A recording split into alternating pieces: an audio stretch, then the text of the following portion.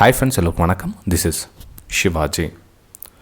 Friends, video போகிறதுக்கு முன்னாடி என்னுடைய சப்ஸ்கிரைபர்ஸ் வியூவர்ஸ் ஃப்ரெண்ட்ஸ் எல்லோருக்கும் என் மனமார்ந்த நன்றிகளை தெரிவிச்சுக்கிறேன். ஃப்ரெண்ட்ஸ், இது ஒரு காமன் கொஷின். சார், என்கிட்ட வந்து 5000 ரூபாய் இருக்குது, நான் ட்ரேடிங் ஸ்டார்ட் பண்ணலாமா?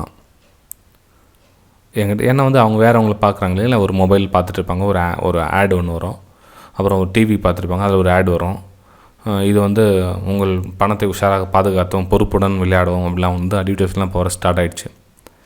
இப்போ வந்து இந்த மாதிரி டைமில் வந்து என்கிட்ட 5000 ரூபாய் தான் இருக்குது சார், நான் வந்து ஸ்கூல் ஸ்டூடெண்ட்டு சரி, நான் காலேஜ் ஸ்டூடெண்ட்டாக சரி, நான் வந்து ஹவுஸ் ஒய்ஃபு, ஏதோ ஒரு ப்ரொஃபஷனல் இருப்பாங்க. ஒரு 5000 ரூபாய் போட்டு நான் ட்ரேடிங் ஸ்டார்ட் பண்ணலாமா அப்படின்றது காமன் கொஸ்டின்.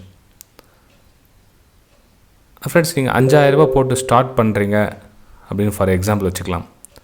5000 ரூபாய் போட்டு என்ன ஸ்டார்ட் பண்ணுறீங்க? என்னது 5000 ரூபாய் ஏன் போடுறீங்க? 5000 ரூபாய் போட்டு தான் ஸ்டார்ட் பண்ணணுமா? அப்படியே ஸ்டார்ட் பண்ணக்கூடாதா?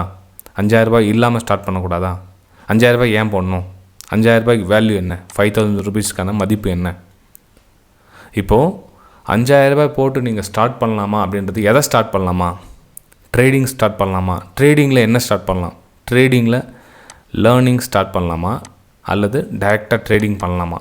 ஃபஸ்ட்டு அதை சூஸ் பண்ணுங்கள். 5000 ரூபாய் கொடுத்து நீங்கள் டைரெக்டாக ட்ரேட் பண்ணலான்னா என்ன தெரியும் உங்களுக்கு? 5000 ரூபாய் என்ன தெரியும்? சார், இப்போ என் ஃப்ரெண்டு ஒருத்தர் வந்து கால் ஆப்ஷன் புட் ஆப்ஷன் சொல்கிறாரு, அதெல்லாம் வந்து வாங்கினா நல்ல லாபம் வருமா, டபுள் ஆகுமா, ட்ரிபிள் ஆகுமா?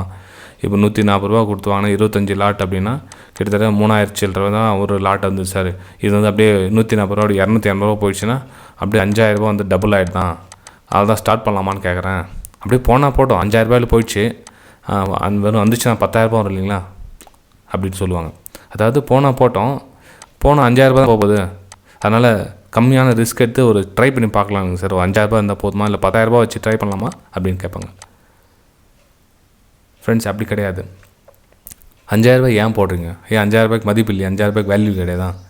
இப்போ 5000 ரூபாய்க்கு கொடுத்து எங்கேயாச்சும் நீங்கள் ஒரு விஷயம் கற்றுக்குறீங்க அப்படின்னா ஓகே, அது மதிப்பு இருக்குது, அந்த நாலேஜுக்காக நீங்கள் கொடுத்த ஃபீஸ் அப்படின்னு நினச்சிக்கலாம். இல்லை நீங்கள் மார்க்கெட்டில் உள்ளே வரீங்க, டேரெக்டாக தெரியாமல் விட்டுட்டீங்க அப்படின்னா அது என்ன ஆகுனா, நிறைய பேருடைய இங்கே ஸ்டாக் மார்க்கெட்டில் உடைய பிரச்சனை, முக்கியமான பிரச்சனைனா அது அடிக்ஷனாக மாறிடும். அதான் பிரச்சனை. அடிக்ஷன்னா என்னென்னு தெரியாது, ஆனால் அடிக்ஷன் அப்படின்ற ஒரு விஷயத்துக்கு உள்ளே போயிட்டுருப்பீங்க. எப்போனா இந்த 5000 ரூபாய் வந்து 5000 ரூபாய் உள்ளே போயிட்டுருக்கோம். ஃபஸ்ட்டு நீங்கள் 5000 ரூபாய் தான் சாதாரணமாக கேட்பீங்க. இந்த 5000 ரூபாய் கொஞ்சம் கொஞ்சமாக உள்ளே வந்து இது 10 மடங்காக பெருகிட்டு இருக்கும். ஆனால் நீங்கள் அதுக்குள்ளே அடிக்ஷன் ஒரு விஷயத்தில் போய் உள்ளே மாட்டிகிட்டு இருப்பீங்க. ஓகேங்களா? ஸோ 5000 ரூபாய் இருந்தால் என்ன பண்ணலாம் அப்படின்னா, 5000 ரூபாய் இருந்தால் நீங்கள் உஷாராக வந்து உங்கள் பேங்க் அக்கௌண்ட்டில் போட்டு சேவ் பண்ணி வச்சுக்கோங்க. இந்த ஸ்டாக் மார்க்கெட்டில் வர்றது காசு எதுவும் தேவையில்லை. ஃபஸ்ட்டு அதை புரிஞ்சுங்க. காசு எதுவும் தேவையில்லை. இங்கே ஸ்டாக் மார்க்கெட் எல்லாமே நடக்கிறது எல்லாமே பார்த்திங்கன்னா அனுபவம், ப்ராக்டிஸ் எக்ஸ்பீரியன்ஸ் என்ன வச்சுக்க பேர். இங்கே தான் அதுக்கு தான் இங்கே வேல்யூ தரும். நீங்கள் கொண்டு வர பணத்துக்கு வேல்யூ கிடையாதுங்க. ஓகேங்களா? ஸோ உங்கள் பணத்தை வீட்டில் உஷாராக வச்சுட்டு இங்கே மார்க்கெட்டில் என்ன நடக்குது, ஏது நடக்குது, நீங்கள் எதை பார்த்து ட்ரேட் பண்ண போகிறீங்க. இப்போது ஃபார் எக்ஸாம்பிள் சொல்கிறேன். இப்போது உங்கள் வீட்டு அக்கா வீட்டு பக்கத்து வீட்டு யாராவது கேட்குறாங்கன்னு வச்சுக்கலாம். யாரோ ஒரு தொழில் தொடங்கியிருக்காங்க, அதில் வந்து டெய்லி ஒரு 1000 ரூபாய் சம்பாதிக்கிறான்னு சொல்கிறாங்க. இப்போ அவங்களுடைய கேபிட்டல் எவ்வளோன்னு கேட்பீங்களா? அந்த வேலையை நீங்கள் கற்றுக்கலான்னு கேட்பீங்களா? ஃபார் எக்ஸாம்பிள் ஏதோ வேலைக்கு போய் கற்றுக்கிற ஏதோ செய்கிறாங்கன்னு வச்சுக்கலாம். எக்ஸாம்பிளுக்கு அந்த தொழிலை டெய்லி 1000 ரூபாய் சம்பாதிக்கிறாங்க அப்படின்னா நீங்கள் அவங்ககிட்ட போய் என்ன கேட்பீங்க? நீங்கள் இந்த வேலையை எப்படி செய்யறதுன்னு கேட்பீங்களா? இந்த வேலைக்கு எவ்வளோ முதல் தேவைப்படுதுன்னு கேட்பீங்களா? ரெண்டுமே முக்கியம் தான் இல்லைங்களா? கேபிட்டலில் ஒரு பக்கம், அது எப்படி வேலை செய்கிறாங்க அப்படின்றத அதை கற்றுக்கணும். அது இல்லாமல் நீங்கள் கேபிட்டல் மட்டும் வச்சு என்ன யூஸ் பண்ண போகிறீங்க?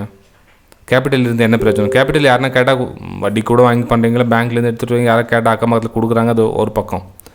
நீங்கள் கேபிட்டல் மட்டுமே ஃபோக்கஸ் பண்ணிங்களே தவிர அந்த தொழில் எப்படி செய்கிறாங்க, நம்மளால் முடியுமா முடியாதா, அந்த தொழில் நம்ம செட் ஆகாதா, இதெல்லாம் பார்க்கணும் இல்லைங்களா? அது தெரிஞ்சால் தானே அந்த கேபிட்டலுக்கு வேல்யூ. இல்லை டேரெக்டாக அந்த கேபிட்டல் எடுத்துகிட்டு போட என்ன ஆகும்? அந்த தொழில் தெரியுதோ தெரியலையோ நமக்கு நஷ்டம் ஏற்படுறதுக்கான வாய்ப்புகள் இருக்கும். அதே மாதிரி தான் ஸ்டாக் மார்க்கெட்டில் கூட நீங்கள் எல்லாத்துக்கும் லிங்க் பண்ணிக்கலாம். அது வேறு இது வேறு கிடையாது.